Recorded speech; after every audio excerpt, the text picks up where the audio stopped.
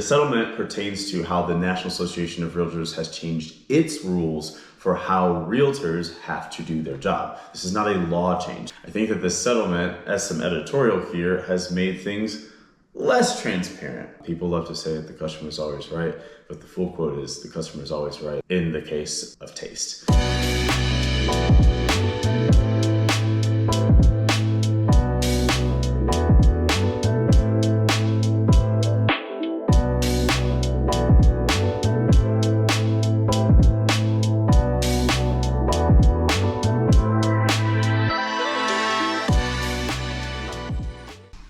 Hey, thanks for tuning in to the Land and Home Show. I am back after another long hiatus. My apologies. There's a lot going on, and I'm going to get straight into it. We're going to talk about the settlement between the plaintiffs of a lawsuit and the National Association of Realtors, because all of the changes of that settlement go into effect on August 17th, which is in 4 days.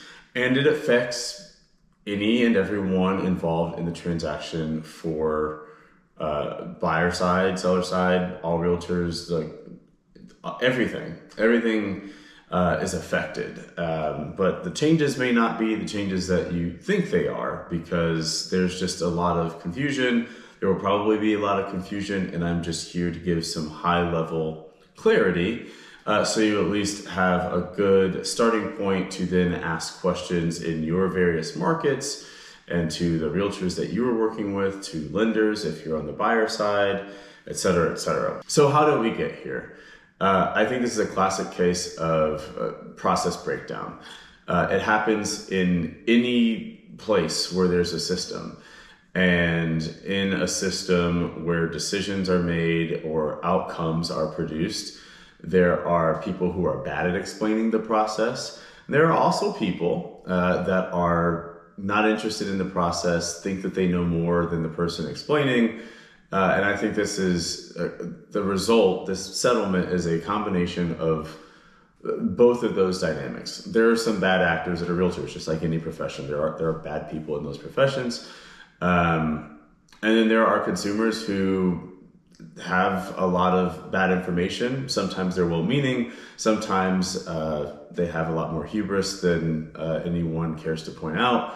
But between the two, you get outcomes that feel surprising or unexpected or unfavorable to the end user here being the client, the consumer, and then they feel like they were wronged. Sometimes that feeling is justified, and frankly, sometimes that feeling is not. People love to say that the customer is always right, but the full quote is the customer is always right in the case of taste. So sometimes, it's just a lack of education. And so then when you're unsatisfied with the outcome, you feel like someone did something wrong. And I think it was somewhere in this lawsuit, both are true. Sometimes people weren't wronged. And then sometimes people weren't educated, and it was poor professionalism or sometimes even bad acting on a realtor's part. So here we are. All right, so what has always been true? Because a lot of people are like, oh, this is everything's changing. There's a lot changing, but maybe not what you think. So number one, what has always been true is that there is not a set commission. There never has been a set commission. We keep talking about 6%, 3%, 3%, 6%. That is a common commission to see around. It is not a set commission. In Kentucky alone, I have been paid as a buyer's agent 3%. I've been paid 2%. I've been paid $1,000, which doesn't even come close to 3% for some things. I've been paid 8%. I have been paid, me personally, and I know that I'm not an exception. I'm one person, but I guarantee you I'm not the exception here. I've been paid in my state alone all kinds of commission percentages or flat fees. So there never has been a set commission. There's a commission that you're used to hearing about probably, but it's not standard, it's not set, it's not required. So that's one thing that's always been true. However you feel about it is up to you, but that is a fact. Fact number two that has always been true is it is completely legal, as in it is permitted for a buyer or a seller to pay any side of commissions. What has typically happened is that a buyer brings you $500,000 for your house, for example, and then from that $500,000, you're now able to pay the commissions that you agreed to pay when you signed your listing contract. The listing contract is really the crux here, but we're going to get to that a little bit later. So usually the seller is paying all commissions from the money that they're getting from the buyer, right? So they're getting enough money from the buyer to get a good appraisal, because most things are financed, and then be able to clear the amount of money that they want or need to then move on about their life however they want to move on. I have had buyers pay me commission. I still, to this day, have buyers pay parts of my commission, sometimes all, especially during COVID, when things were super competitive and like all crazy and no one had ever seen it before. Buyers would pay parts or all my commission in order to give a competitive edge to themselves over other buyers. In the auction world, if you're buying a house on auction or a mansion or a tractor for that matter, you will pay for whatever it is you're bidding on, whatever that final price is when they say sold, and then you pay a 10% buyer's premium. So these things have always existed. It's already been done. It has been being done forever. So that's not new. Buyers or sellers have always been allowed to pay for commissions. It's just a case-by-case thing. Third thing, this is just more settlement related. This is not an always true. It's true now that the settlement has happened and goes into effect, is that the people who sued, they got $25 or less per household, which I just think is wild. The people who won didn't really walk away with a whole lot. The lawyers got paid $600 million, but the rest of that money was split up between the plaintiffs, and I guess you can get like 2 good meals at Wendy's on that, but that's kind of how that turned out, or less. And then the fourth thing to be very aware of and to be very careful about how you talk about this is there's not a change in the law. Real estate law is a state-by-state thing. There is a change in how realtors are regulated. And if you're not a realtor, meaning if you're a real estate salesperson, otherwise a non-member of the National Association of Realtors, this doesn't affect you. If you're a member of the National Association of Realtors, things have changed for how you do your job. That's what this settlement was about. Members of NAR. So the brokerages that fall under that, the members of those brokerages, the brokers of those brokerages, that's who is affected. And so because the named defendant, along with some others, was the National Association of Realtors, the settlement pertains to how the National Association of Realtors has changed its rules for how realtors have to do their job. This is not a law change. This was not like Clarence Thomas and Justice Alito and Kennedy, they didn't get together and do all this. It was decided in the court. The settlement was, ruled in the court, but the settlement has to do with the National Association of Realtors changing its rules because of the way that the settlement was ruled. This is not a law thing. All right, so that's what has always been true. Never a set commission. Buyers and sellers have always been allowed to pay commissions. The settlement was pretty meager for anybody who actually was a plaintiff in this settlement, $25 or less. Not a whole lot in this economy. And then lastly, but not least, the laws have not changed. The regulations within the National Association of Realtors has changed because the settlement said this is what you need to do to fix it. Okay, so now the changes, there are a lot of changes. The 4 key changes here are that the settlement now requires anyone who is a buyer, it requires any agent who wants to show a property to a buyer to have a buyer's representation agreement.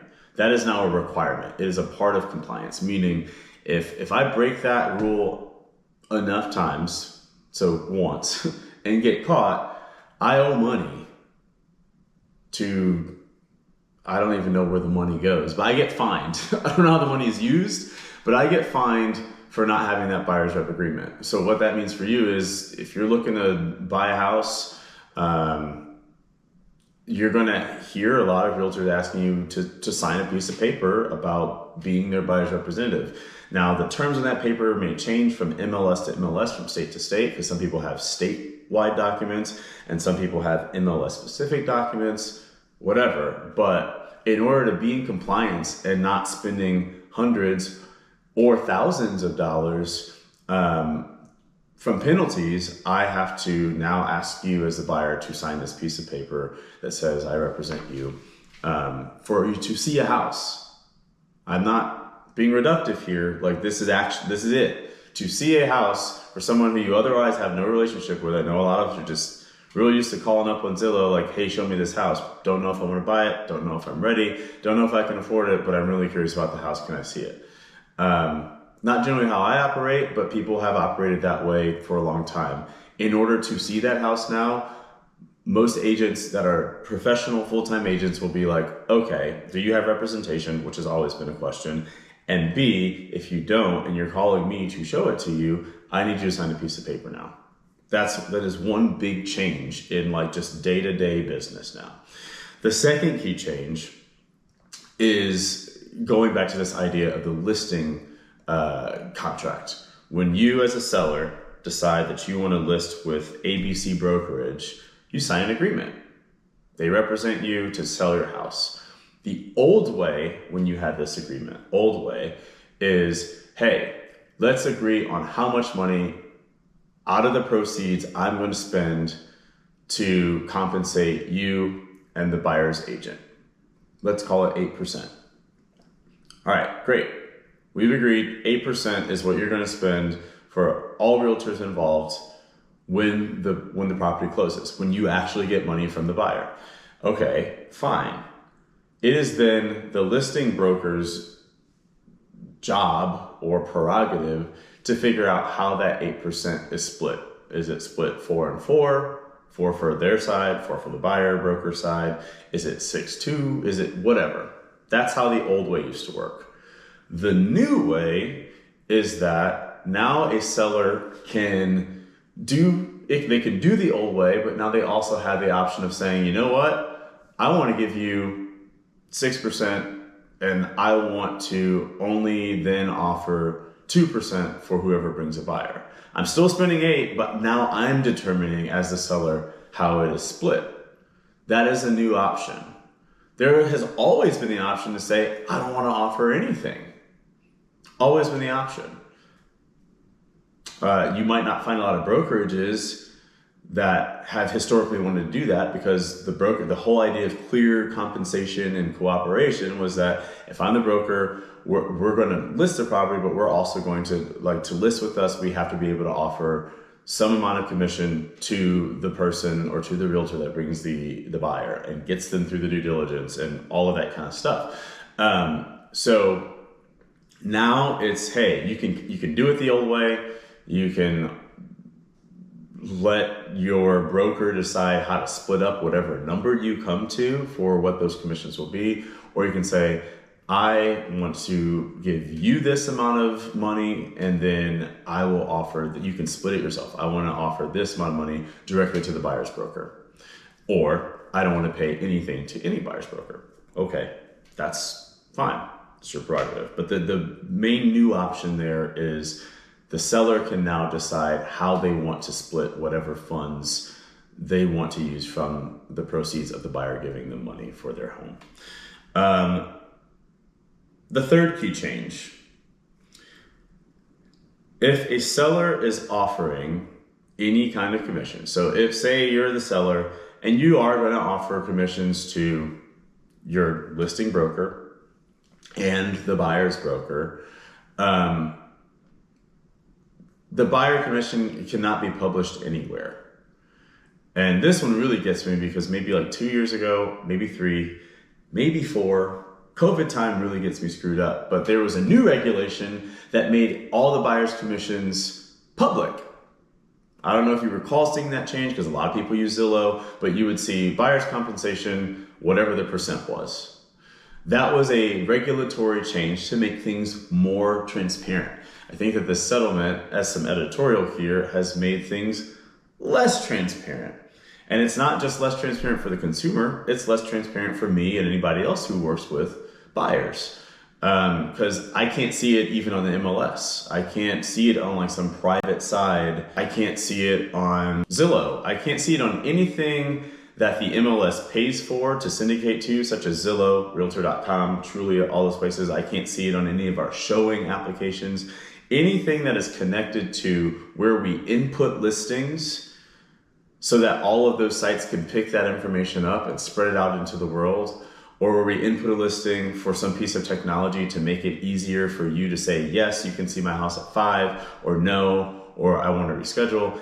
Any of that technology associated to to where we put our listings into, we cannot show any amount of information around what is being offered to a buyer's agent, or if there's anything being offered to a buyer's agent.